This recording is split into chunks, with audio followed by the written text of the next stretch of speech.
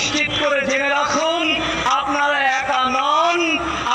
প্রথম আপনাদের সাথে আমার আল্লাহ রয়েছেন। 2 নম্বর হলো আপনারা একা নন। আমি কাজী ইউসুফ জাহান বাংলাদেশ সালাফি মসজিদ মাদ্রাসা অ্যাসোসিয়েশনের পক্ষ থেকে আল্লাহর নামে শপথ করে জানিয়ে দিচ্ছি, বাংলাদেশের কোন সালাফি মসজিদ মাদ্রাসা মুসল্লিদের উপর যদি আক্রমণ হয়, আমরা সম্মিলিত প্রতিরোধ করে তুলব ইনশাআল্লাহ। যতক্ষণ পর্যন্ত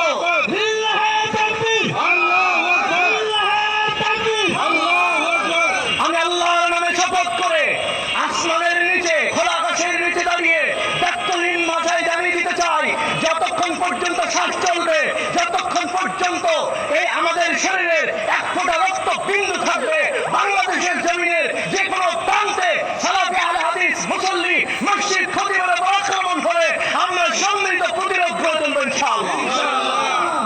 2 নম্বর প্রশাসনকে বলতে চাই, ধর্ম উপদেষ্টা মাননীয় প্রধান উপদেষ্টা আপনাদেরকে পরিষ্কার জানাতে চাই, এই সালাফিদের পক্ষ থেকে আমি কাজী ইউসুফ জাহান এবং অন্যান্য ছাত্রদের নিয়ে মোহাম্মদপুর যাত্রাবাড়িতে স্বৈরাচার পতনে আমরা অগ্রণী ভূমিকা রাখি বুক পেতে নিয়ে। আজকে স্বৈরাচার চলে গেছে, কিন্তু সেই সালাফি মসজিদগুলোর উপর কেন আক্রমণ হয়েছে অবশ্যই আপনাদের জবাবদিহিতা করতে হবে।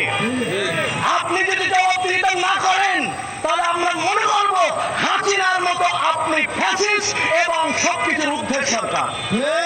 আপনি তো জবাবদিহিতার আওতায় আছেন বলেই আপনাকে বাঁচানো হয়েছে, তাহলে কেন আজকে এই সালাফি মসজিদ মাদ্রাসায় আক্রান্ত হলো এর জবাব দিতে হবে। আপনার প্রশাসন কেন এখনো তাদের অ্যারেস্ট করলো না, দৃষ্টান্তমূলক শাস্তির ব্যবস্থা কেন হলো না, এটা ধর্মমন্ত্রী এবং প্রধান উপদেষ্টার কাছে আমরা জানতে চাই।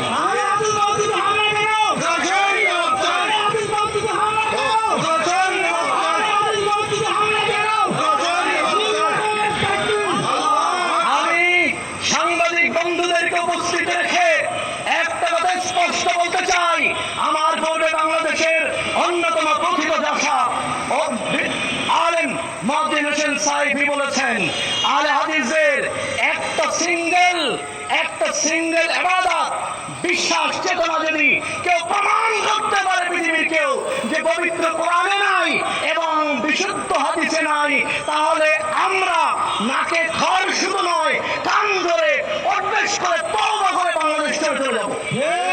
তোমাদের মসজিদ ভেঙে দেওয়া লাগবে না, খালি একটা প্রমাণ করতে পারো। তবে আমি আজকের দিন একটা প্রমাণ করে যাই, তোমরা যে আজকে হানাফি মাযহাবের নাম দিয়ে ভুয়া জন্মদিন পালন করছো 12ই রবিউল আউয়াল, এই যে 12ই রবিউল আউয়াল আমার নবী সাল্লাল্লাহু আলাইহি ওয়াসাল্লামের হলো ওফাতের দিন, মৃত্যুর দিন খুশি পালন করতে পারে আবু জাহেল গঙ্গা।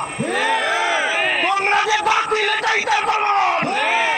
আমাদের সামনে দিয়ে আমরা বড় ঈদ পালন করতে দেখিনি একটু আগে? আল্লাহ নবী বলেছেন লিকুল্লি কওমিন ঈদিন ওয়ালানা ঈদাইনে, ঈদুল ফিতর ঈদুল আযহা, প্রত্যেক সম্প্রদায়ের ঈদ রয়েছে। আল্লাহ নবী বলেছেন আমাদেরও ঈদ আল্লাহ দিয়েছেন, একটা হচ্ছে ঈদুল ফিতর আর একটা হচ্ছে ঈদুল আযহা। তোমরা যে তৃতীয় ঈদ পালন করছো, আবার মনে করেছিলাম আমরা একটা শিক্ষিত সরকার, শিক্ষিত ধর্মমন্ত্রী পেয়েছি। শিক্ষিত ধর্মমন্ত্রী তখনই মনে করতাম যখন কোরআনে নাই, হাদিসে নাই, এমন ভুয়া জন্মদিন পালন করে ঈদ মিলাদুন নবী রাষ্ট্রীয়ভাবে ছুটি ঘোষণা করার মতো ধৃষ্টতা, মূর্খতা যে আপনারা দেখালেন, এটা আমরা নিন্দা জানাচ্ছি। আমরা মারামারি করতে আসিনি, আমরা একাডেমিক সমালোচনা করলাম। আমাদের এটা তো আজকে ধরিয়ে দিলাম হানাফি মাযহাবের নামে আপনারা যে ভুয়া ঈদ পালন করছেন, এর দলিল কোথায়, এর প্রমাণ কোথায়? এবার আমি বলি, আজকের দিনে যেটা ঘটছে এর জন্য বললাম, এবার আমাদের এরকম একটা প্রমাণ দেন। আমি তো বললাম 12ই রবিউল আউয়াল কোন ঈদ মিলাদুন নবী হতে পারে না, এটা আবু জাহেলের প্রোগ্রাম। কারণ রাসূলের মৃত্যুতে আবু জাহেল গঙ্গা খুঁজে হয়েছিল, আর মুসলমানদের হৃদয়ে রক্ত গরম হয়েছিল, কিয়ামত পর্যন্ত হবে। রাসূলের ইন্তেকালের চেয়ে বড় দুঃখের কিছু হতে পারে না।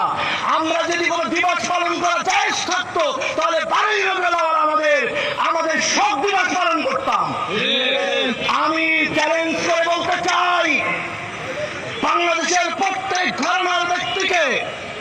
একটা এমন আমল দেখান যে সালাফিরা আহলে হাদিসরা পালন করছে, যা কোরআনে এবং সহিহ হাদিসে নাই। মসজিদ তোমাদের ভাঙতে হবে না, এই অ্যাসোসিয়েশনের পক্ষ থেকে নিজেদের মসজিদ নিজেরা ভেঙে দিয়ে দেশ ছেড়ে চলে যাবো। তাহলে খুব খেয়াল করে শুনুন, তাহলে কেন এই মসজিদকেও ভাঙিয়ে দেওয়া হয়েছে? প্রশাসনকে বলতে চাই, বাংলাদেশের তাওহীদ জনকে বলতে চাই, আহলে হাদিসরা দুর্বল নয়, আহলে হাদিসরা বিনয়ী। সালাফিরা সন্ত্রাসী নয় এজন্য, তবে তারা দুর্বল নয়। তোমাদের মতো সন্ত্রাসী আমরা তোমাদের উপর করতে পারি, সে ক্ষমতা আছে, কিন্তু আমরা যে আল্লাহর সিদ্ধান্তের বাইরে কোনো কাজ করি না, তাই তোমরা এখনো বেঁচে আছো। তবে ধৈর্যের কিন্তু একটা সীমা আছে। প্রশাসন যদি ব্যবস্থা না নেয়, তাহলে যদি কেউ আইন হাতে তুলে নেয়, তার দায়িত্ব সরকারকেই বহন করতে হবে। আমরা আহলে হাদিস সালাফি ভাইদেরকে ধৈর্যের সাথে মোকাবেলা করার আহ্বান জানিয়ে আসছি, এখনো সাংবাদিক সম্মেলন থেকে জানাচ্ছি। তবে আমাদের ধৈর্যের পরীক্ষা নিতে যেও না। বাংলাদেশের মূর্খ সন্ত্রাসী দুর্বৃত্তরা যারা ব্রাহ্মণবাড়িয়া, যশোর, সাতক্ষীরা, গাইবান্ধা, সিলেট, হবিগঞ্জ, বাগেরহাট, চাঁদপুর, নারায়ণগঞ্জ, ভোলা, বরিশালে মসজিদ ভেঙে দিয়েছে, দুর্বৃত্তরা শুনে রাখো। আর একবার যদি তোমাদের হাত মসজিদের ওপর ওঠে, প্রশাসন যদি কিছু নাও করে, বাংলাদেশের তাওহীদের জনতা সেটা রুখে দেবে ইনশাআল্লাহ।